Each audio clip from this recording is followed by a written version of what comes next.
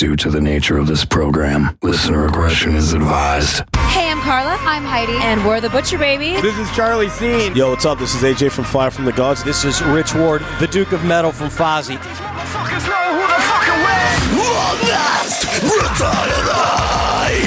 Saddam Leader from In Search of Sun. This is Beefcake the Mighty from Guam. And Postulus Maximus. Ahoy, this is Chris from Maelstrom. Yo, what's up? This is J-Dog from Hollywood Undead. Hi, this is Ash Costello from New Year's Day. This is Tommy Vex from the Bad Wolves. This is Joe from Dead. Brutality! And I'll tell you now to stay fucking metal, yeah! Aftershock Festival. It is time. Wake up! Wake up! Everybody's going to the party, have a real good time. Monster Energy's Aftershock. October 13th and 14th at Sacramento's Discovery Park. And on lead guitar, both these guys, but fucking this dude right here. From After Defiance, Chris Broderick! I got a little on-scarred action. Fucking let's do this. This song is from Vulgar's Play of Power, and I want to see the fucking mosh pits go fucking nuts, Aftershock. This one's called A New Level.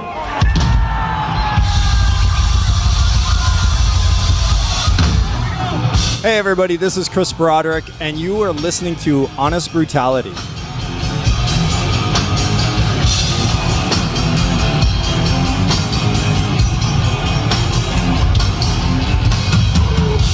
Everybody's Big Sloppy, Honest Brutality, Rock Rage Radio, hanging out with Chris Broderick. How can I even reply after an like sloppy? Big Sloppy, motherfucker. Big Sloppy, that's yeah, right. Baby. That's right. What's happening, everybody? You know, it's funny. I get that reaction almost every time. And when we're interviewing guys from overseas, they fucking lose it every time. Well, yeah, it's like, so I'm like thinking about, oh, okay, how am I going to come on mic? And then when you say Big Sloppy, it's just like my mind goes blank. I'm like, what? I have that effect on people. You're not the first one, brother. So we're here at Aftershock 2018. Chris just got off stage with a tribute to Vinnie Paul. Yep. Which was a super special thing. Everybody's buzzing out there. I mean, that's the big talk of the day so far. It was so much fun. And of course, to honor Vinnie Paul with a tribute like that, you know, it's huge. You know, a year and a half ago, 2 years ago, we were on tour with them for a few shows, and it was great to be able to get up on stage with Kyle from Hell Yeah. And also Ede and Pepe from King. Yep. And of course Jose Mangan from Sirius on the mic and just crushing it. Right. And play A New Level. It was awesome. Dude, it's a buzz. I mean, and you guys are paying homage to one of the all-time greats, as far as influences go especially. Yeah. Because virtually every time we have a band on and we say, who are your influences, Pantera comes up. Absolutely. Every time. It's one of my largest influences. Probably the band I've seen the most live.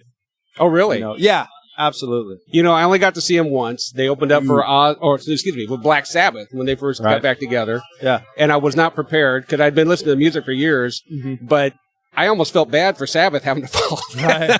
Well, you know what the killer thing about Pantera was? When you would go see them live, for me, it wasn't only about the music, which was phenomenal, of course. Right. But the whole thing was an event, and it was just, there's so much energy and like camaraderie at the same time. Right. I always saw it as therapeutic, you know, when I'd get in the mosh pit or when I would crowd surf, you know, a lot of my friends would be like, what the hell are you doing? You know, don't you wake up the next day like bruised and stuff? Right. And I'm like, no, I feel like I've been to a therapy session. Right. You know? Yeah. Metalheads awesome. are like the most laid-back guys of all time for the most part because of that. I think so, you know. We beat the shit out of each other and call it good. Right, yeah. It's like, all right, then we, go back to life. Now, be honest here, bro. When was the last time you were in a pit? Probably 3 years ago, I went to go see Slayer. Oh, okay. Yeah, and I spent about, maybe a minute and a half in a pit, and then I'm like, you know what? Yeah, I'm a little old for this, but you know what? I may try it again. Yeah. I hear you. For me, personally, it was about 2 years ago, went and saw Lamb of God. Oh, and when I got in the pit, they must have said, I'm sure Randy Blythe said, beat up the old guy. and they put me on my ass 3 times. I said, fuck it, I'm out. That's it. You know what I always loved about pits, though? If you get knocked on your ass, there's always like 5 other people to pick you up. Yeah, they were afraid they were going to break my hip at my age, so they were all over me quick. Yeah, they go to pick you up, and you just crumble. Just lurch over, you know. At your shows, because we're seeing it more and more often. Yeah. You see the people in the wheelchair getting in the pits and being surfed around. And have you guys seen that at your shows much? I'll put it to you this way. On my wall in my studio, I have one of Stephanie Cabral's photographs of this guy in a wheelchair that's being passed around the audience for one of the Big 4 shows that I played. Really? It was so awesome. And the guy's like in the wheelchair like this, right at the camera. It's so phenomenal. Yeah. It's unbelievable. And I had to put that on my wall. How could you not? Right.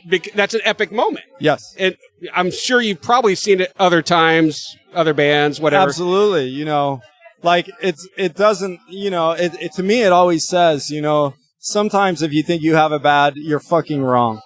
Right. Exactly. You know? I mean, for instance, we had Mr. Mendenhall in here earlier. I don't know if you're familiar with him at all. Yeah. But him overcoming his handicap, and he's using music as the therapy. Right. And to see that, come on, man. There's not a better thing going on out there than seeing that stuff happen. Yeah. Great guy, too. Yeah. So what's driving you now? What's the force behind? I mean, because let's face it, bro. Nothing really. Just coffee these days. I got nothing else in the sales.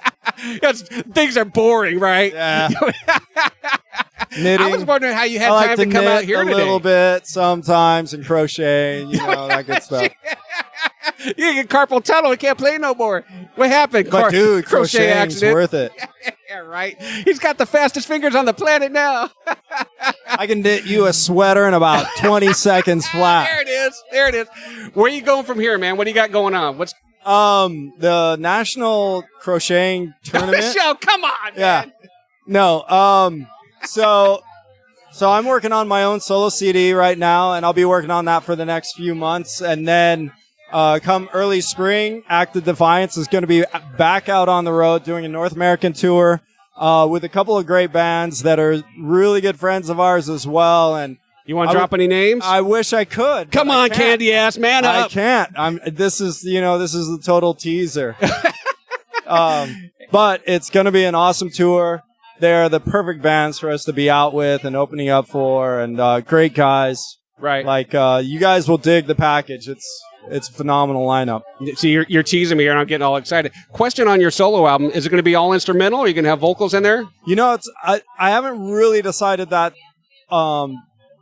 totally, but I have a feeling it's going to have classical guitar on it. It's definitely going to have flamenco guitar on it. It's definitely going to have shredding guitar on it. Few instrumentals, and then it probably will have a few songs with vocals on it. You gonna do the vocals yourself? That's what my thought is right now. Really? So we'll see. We'll see what I can make a dead cat sound like, you know? Are they gonna be clean vocals? Or are you gonna get dirty with them? Both. Really? Yeah. You know what? I always, I used to take vocal lessons. I know you guys don't believe it because, the dying cat. You heard it here, man. But I took a lot of vocal lessons when I was in college, and I always wanted to be like Jeff Tate. So I always worked on my clean vocals. But then, I got kind of heavier and heavier. Yeah. And so I tried to make it more growly and heavier. Right. So, I want to mix it up. Yeah. Well, you flowed from Queensryche into Pantera is what you did. Exactly. Yeah. And that brings us full circle. Right on. Anyway, we want to thank Chris for coming out today.